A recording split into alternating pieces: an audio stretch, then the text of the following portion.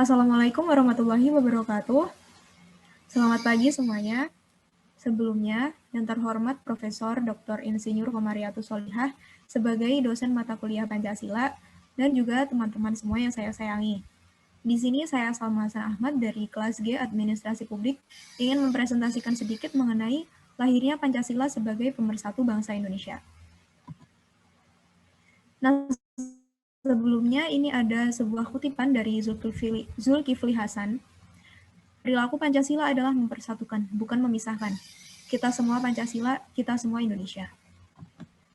Dan materi yang akan saya sampaikan kali ini bersumber dari sebuah jurnal Santi Aji Pendidikan volume 7 nomor 1 Januari 2017 dengan judul Lahirnya Pancasila sebagai Pemersatu Bangsa Indonesia.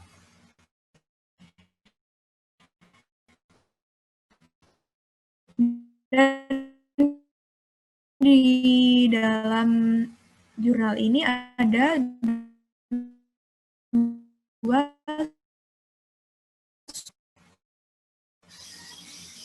Sebelumnya kita ketahui bahwa kebangkitan nasional adalah sebuah periode sebelum kemerdekaan di mana rakyat Indonesia mulai menumbuhkan rasa kesadaran nasional sebagai bangsa Indonesia. Bagi bangsa Indonesia sendiri, peristiwa ini sangat besar pengaruhnya terhadap pergolakan kebangkitan akan kesadaran berbangsa. Reaksi-reaksi ini dilakukan oleh bangsa Indonesia seperti perlawanan Sultan Agung Mataram, Sultan Ageng Tirtayasa, Iskandar Muda, Uluntung Suropati, dan Trunojoyo, Patimura, Diponegoro, serta Jagaraga, dan masih banyak perlawanan lainnya yang mempunyai corak, ciri, dan bentuk sendiri-sendiri.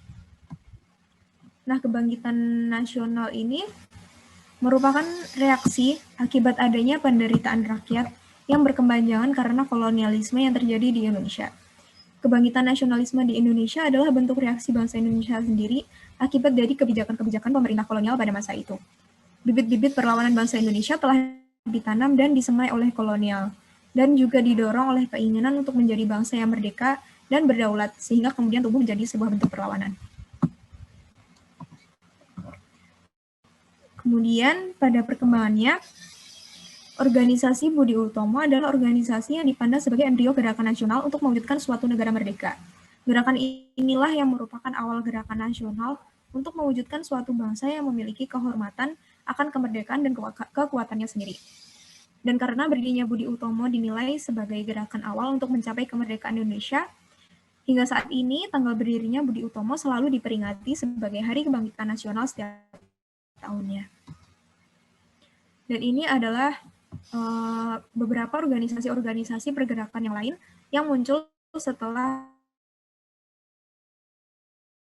adanya tahun 1911, kemudian ada Indonesia Partai, kemudian ada Partai Nasional Indonesia yang terbentuk pada tahun 1927, dan Sumpah Pemuda yang terbentuk pada tahun 1928.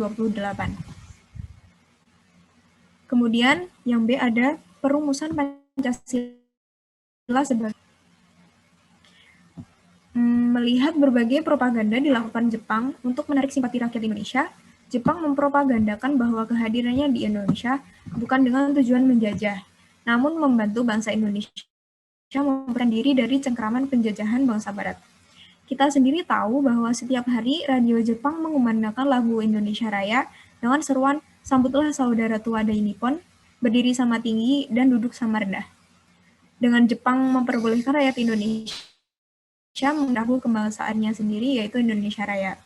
Nah, tipu muslihat yang dilancarkan oleh tentara Jepang ini sangat ampuh. Di mana-mana rakyat Indonesia mampu membantu Jepang mengalahkan dan sekaligus mengusir Belanda. Nah, hal ini kemudian berhubungan dengan pembentukan BPUPKI pada 1 Maret 1945.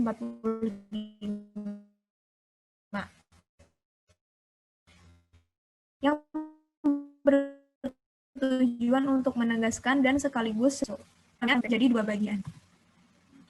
Sidang pertama BPUPKI berlangsung pada tanggal 29 Mei sampai 1 Juni 1945. Secara berturut-turut, 3 tokoh yang tampil berpidato menyampaikan gagasan atau usulan sebagai calon dasar negara. Yang pertama ada Muhammad Yamin, yang menyampaikan pri kebangsaan, pri kemanusiaan, pri ketuhanan, dan pri kerakyatan atau permusyawaratan dan perwakilan, dan juga kesejahteraan rakyat atau keadilan sosial.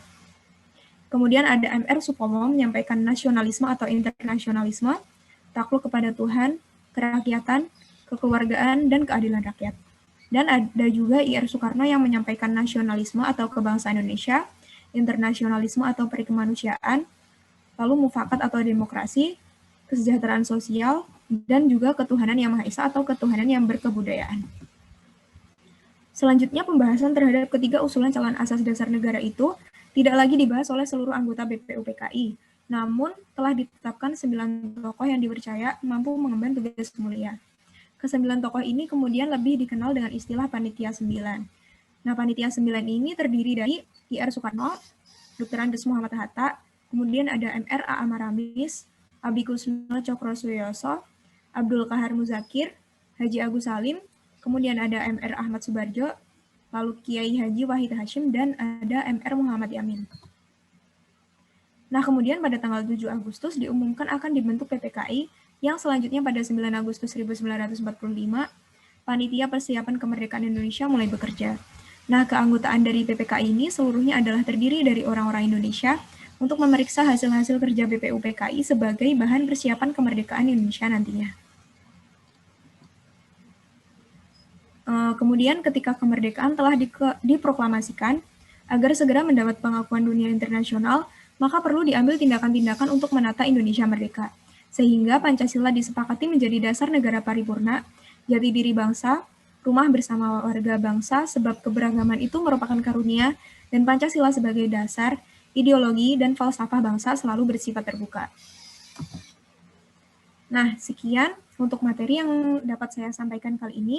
Atas perhatiannya saya ucapkan terima kasih. Mohon maaf bila ada salah. Wassalamualaikum warahmatullahi wabarakatuh.